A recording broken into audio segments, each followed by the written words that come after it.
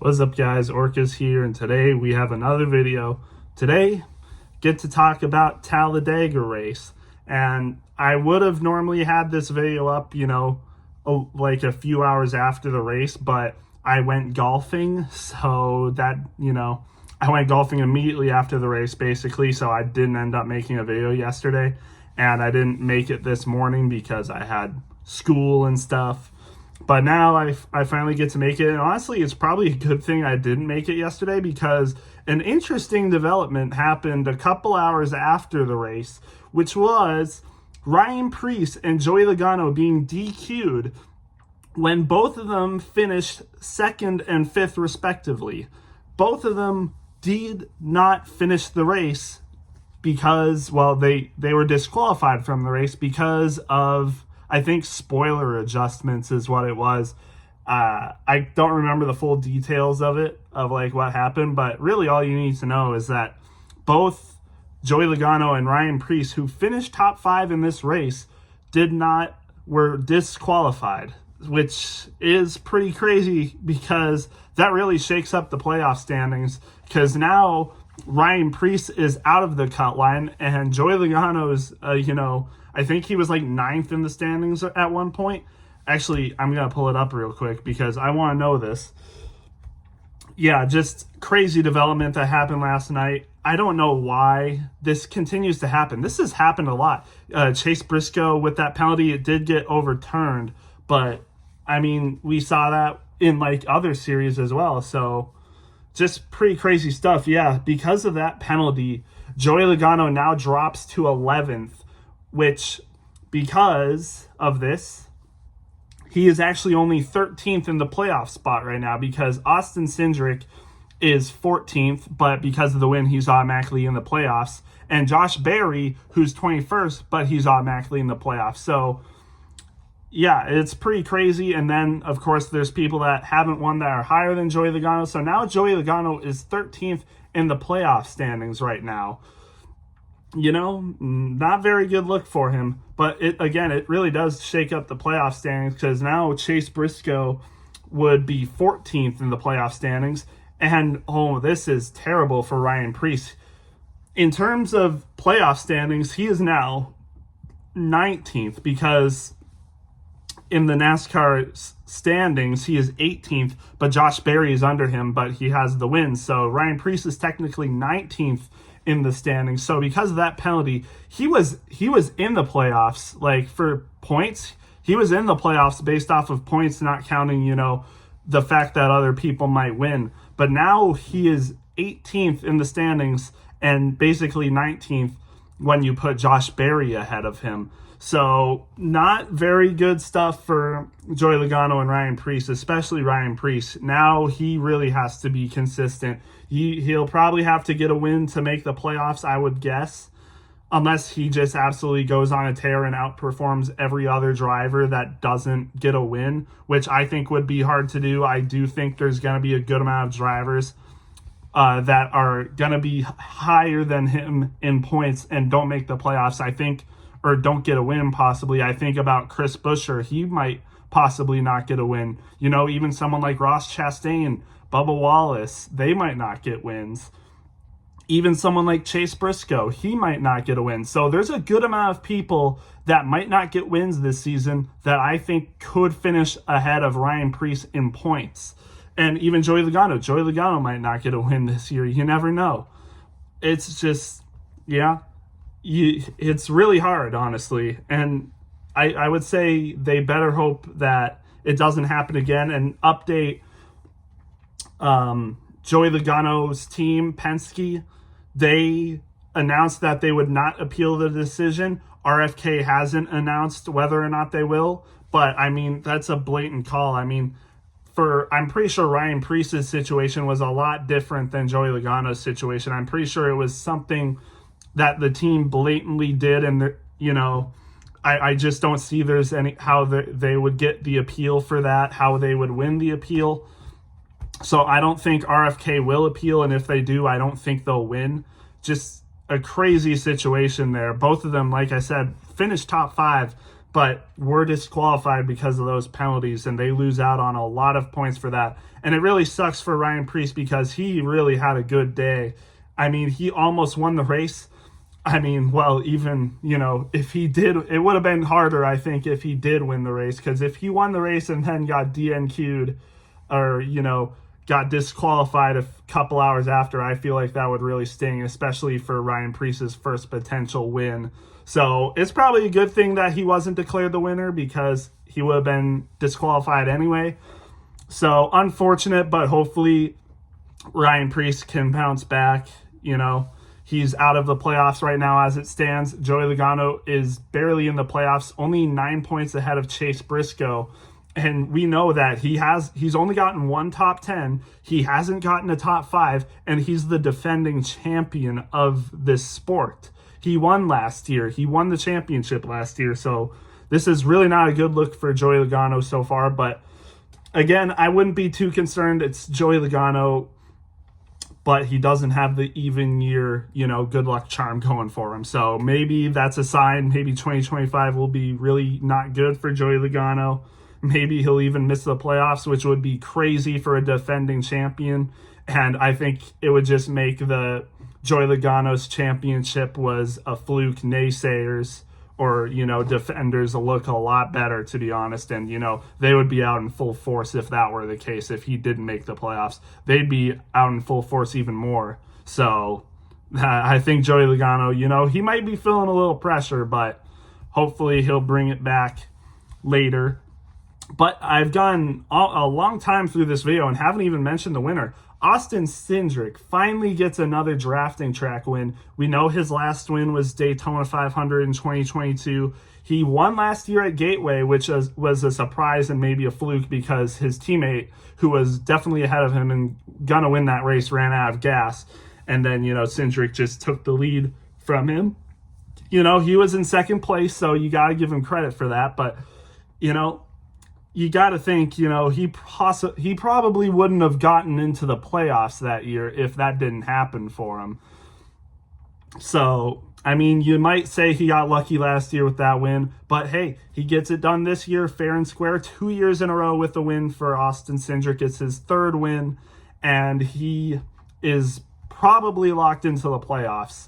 So that's definitely good for Austin Cindric, He's been looked at as the weakest Penske car, but I think he's a decent driver. He definitely showed a lot better signs of improvement than a lot of other drivers. He was definitely better as a Penske car / Penske aligned car than even, I would say, definitely Harrison Burton. He's definitely been a better driver in the Cup Series than Harrison Burton was. And so far, he's actually been doing better than Josh Berry in the Cup Series. So we'll see how that ends up. But hey, he's been doing pretty good this year so far. Good to see him get a win. I think he deserves it for sure. But yeah, just a good win for Austin Cindric in general. So now, how many winners do we have now? I gotta check again. I do want to see this, but we definitely have, I think, 5 or more now. Yeah, because we got William Byron, Kyle Larson, Denny Hamlin, Christopher Bell. Then we got, I think that's it. Then we got, of course, Josh Berry and Austin Cindric. So Josh Berry, Austin Cindric, Christopher Bell, Denny Hamlin, Kyle Larson, and William Byron. I'm pretty sure those are the 5 winners we have this year so far. And that was our 10th race, I think. Yeah, that was our 10th race. So 5 winners in 10 races. Pretty good stuff for Austin Cindric. And now we'll probably get back to basics. We go to Texas. And then, I think we got, let's see. Yeah, then we got Kansas. And then we got the All-Star race. So, it's going to be interesting. Let's see who wins at Texas. But I haven't really talked about the race yet either. I spent a lot of time talking about the disqualifications. But the race itself, I think, was pretty decent. You'll see a lot of people complaining about how it's the same old Talladega racing. They can only race 3 and 4 wide when they're fuel saving. And then, the end, they're gridlocked and no one can do anything to get a run or, get ahead. unless they like very much push the people ahead in front and then they can make a move. But I think it put on a good show. And really, that's what NASCAR cares about. It's if it puts on a good show and if it looks cool. And I think, I wouldn't say it was the best race we've had this year. It actually was probably the worst drafting track race we had so far. I think both Atlanta and Daytona were better than this. But I think this was still a good race. Again, you'll see a lot of people saying that this wasn't a good race, but I think it was good enough. Stage 1 was probably the best stage because you had the fuel saving, but then you had the pit stop. And on that pit stop, you saw Keselowski and Busch get into each other. I'm not sure what really happened between them, but then they spun out. They collected Ryan Blaney. Alex Bowman was involved, but it didn't really affect him all that much, so he was fine. But all three cars, Busch, Keselowski, Blaney, had some hard damage. Keselowski and Blaney ended up DNFing from that. And Kyle Busch was allowed to continue to race. He was able to continue the race, I should say. But it was not good. It wasn't good for him because he ended up not getting a great finish. I'm not sure what happened to him afterwards, but I guess things didn't go his way later. And then immediately after that caution, on the restart, we get another caution with Christopher Bell and Chris Buescher, both Chris's, you could say. But both of them end up DNFing from that too. Even Christopher Bell had a really hard impact, and honestly, it could have been worse. I think, as much as people say, flipping is inevitable in this sport and they need to fix something, well, they did a good job with that because Christopher Bell looked like he should have gotten some air. And, his tires were off the ground at a couple points, but his car did not flip, even though he was going probably over 190 miles per hour. So, hey, that's a good sign. And I saw people point that out on social media. He probably would have flipped if it wasn't the Gen 7 era. Like, that was a pretty high speed he was going, and then he hit the wall hard, of course. He hit the wall very hard. But hey, it wasn't as bad as if he started flipping and then hit the wall. But hey, he still hit the wall pretty hard, but he was able to exit. He was fine, so that's good. Chris Buescher was fine. I'm pretty sure he did say it hurt pretty good, but he will be okay, I'm pretty sure. But yeah. And you can't really put the blame on Denny Hamlin there. The way these cars push is so weird sometimes. It really didn't look like Denny Hamlin was doing anything wrong on the replay. Christopher Bell was just like squirrely and just, we've seen this from his car before too. It's not able to take pushes very well. So, unfortunate situation, but hey, that's what happened. And then right after those cautions, the stage win goes to Kyle Larson. Good for him. Gets a stage win. Kyle Larson had a great day today for points. I mean, he's closing in on Byron for the regular season points lead. So, good day for Kyle Larson, especially on a drafting track. Almost got that win.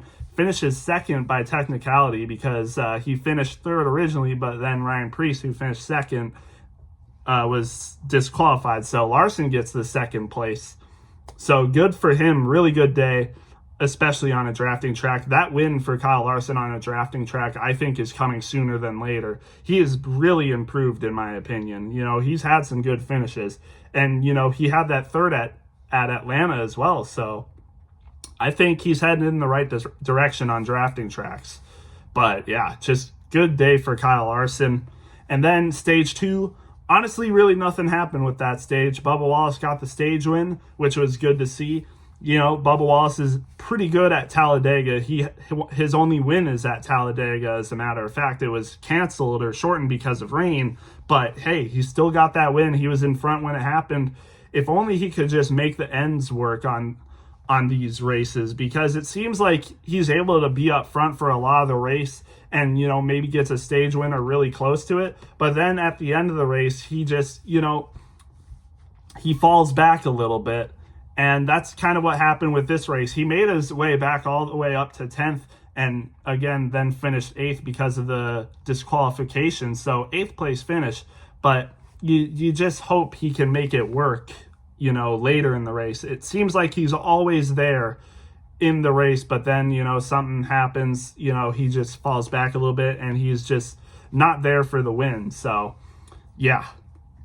But still, I think it was a good race. Then you got to stage 3. You got to see how the fuel savings played out for that. And then the last green flag pit stops. It worked out for a lot of Chevys and Fords, and it really screwed Toyota. Toyota pitted the earliest, and then when they were out there after the Chevys and Fords pitted, I think you can credit a lot of Toyota's fail to Ross Chastain. He went up and put on a very bold block, and it worked because he didn't crash. I really thought he would have, but he didn't, and it worked. Toyota lost their speed that they were gaining on all the other cars, and they were put in the back, and no one could get up front except for Bubba Wallace, who's the only Toyota to finish in the top 12, almost the only Toyota to finish in the top 15, but then, later you had Tyler Reddick, he got 14th, and Chase Briscoe got 15th because of the disqualifications. But originally, he was the only Toyota to finish in the top 15, which is crazy to say. But again, with the disqualifications, that wasn't the case later on. But still, crazy day for the Toyotas. Unfortunate that happened to them. And then, with the final laps, it was just gridlock. Nobody could make a move. I will say it was nice that there wasn't a final crash. That was very good to see. I mean, just good job for them. There was no final crash, no final lap crashes. I guess, that really shakes up the average crash for Talladega, because I'm pretty sure when I saw it for the next gen era, it was like an average of 19th. I don't even know when the last crash was in this race. It would have been with I don't even remember. I'm trying to think, but I think it was like 9 to go or 8 to go in the last stage. So, I mean, that's really going to shake it up. And no overtime finish. I mean, it was interesting to see a clean race at the end for once, with these, modern day Gen 7 super speedways drafting tracks. You normally see a crash within the last 10 laps of the race, but that didn't happen. But unfortunately, I guess it worked out in the end, but man, 2 commercials with less than 15 laps to go is crazy. 2 commercial breaks with less than 15 laps to go. That is insane. Fox, a lot of people are mad about that, and rightfully so. It's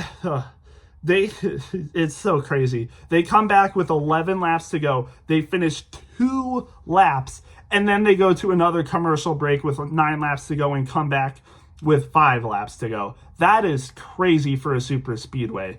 That's crazy for any race. I mean, imagine if that happened at any other race. I mean, it's crazy that it happened this race. And Fox had the main broadcast too. It wasn't FS1. It was the big Fox that this happened on. Not a good look. I mean, and a lot of people are thanking God that Fox only has a few races left. I think their last race is either Kansas or the All-Star race. I'm pretty sure one of those two are their last races. It might be Kansas. I think. I might be wrong on that. I'll have to check that later, but they're going to be gone soon. I think a lot of people are thankful for that. Honestly, I kind of agree. NBC is definitely the better broadcast, and we're getting other broadcast channels as well. We're getting Amazon Prime. We're getting Amazon Prime soon. We're getting TNT. So very interesting. I've been all over the place with this race, so I'm not really gonna go over every driver because this video is getting kind of long anyway. But I've really talked about all of them. Austin Cindric, good job. William Byron finished right behind Kyle Larson for a third. Good job for him. Noah Gragson ends up getting a top 5. Good job for him. And Chase Elliott. Hendrick had a good day today. Chase Elliott 5th and Alex Bowman 7th as well. So good for them. Carson Hocevar with the 6th place finish. Good for him. Bubba Wallace in 8th. Daniel Suarez in 9th. Not bad. And Austin Dillon rounds out the top 10. Good for them. They got Michael McDowell 11th, Ricky Stenhouse Jr. 12th, Cole Custer 13th. He was up there a lot today. Ends up with a decent finish, but I think Cole Custer's only real chances of winning this year are on super speedways, so this was a missed opportunity. And then rounding out the top 15, Tyler Reddick and Chase Briscoe with the top 15. Hey, I'll take that. Not, again, the Toyotas got pretty screwed there, so for Chase Briscoe to get a top 15, I'll take that. Todd Gilliland 16th, Ty Gibbs 17th, Eric Jones 18th, Zane Smith, the pole sitter, finishes 19th, and then a lot of other people, no one really noteworthy. Anthony Alfredo was up front for a good amount of today. He was doing good, but I guess just fell back a little bit. And then here's some people that are laps down, I think. I think Shane Van Gisbergen was laps down. John Hunter Nemechek was laps down. He ended up spinning right around off of pit road, I think. No caution was thrown for that. I was kind of surprised, but hey, still makes it work. Cody Ware 31st, JJ Yaley 32nd, and then the DNFs, BJ McLeod DNFs because of some engine, I guess just issues with the car, I don't know what the problem was, but I guess, it's just the car, it's Live Fast Motorsports. Their cars aren't going to be that great. So, these will happen, mechanical failures and stuff. So, unfortunate for him. And then, like I said, DNFs, Chris Buescher, Christopher Bell, Brad Keselowski, and Ryan Blaney for the crashes. And then for the disqualifications, Ryan Preece 38th and Joey Logano last in 39th. So, unfortunate for those two drivers, but hey, again, I thought this was a decent Talladega race. You'll see a lot of people complaining online, but I don't think the racing was that bad, especially for the end of stage one. That was actually pretty good towards the end, and it was nice to get a clean finish at the end of the race. So I think it was pretty good. I'd give this race probably an 8 out of 10, so B tier, like a little B minus or something, maybe a little higher than that, but yeah. Pretty good race, not all things considered. Decent race, all things considered. I shouldn't say pretty good because that makes it seem like it was one of the better races of the season. It wasn't really one of the better races of the season, but still decent enough, honestly. So with that being said, I'm gonna get you guys this video up a little later than normal compared to my other ones. But like I said, I was busy after the race. But again, it was a good thing, since I could talk about the disqualifications and not act like I talk about the race and talk about how good Ryan Preece had it, almost won the race, but, then after I post it, the disqualification happens and then I have to correct myself. So it's a good thing I didn't have to do that. But anyways, I'll get you guys this video and we'll see you guys for the next one.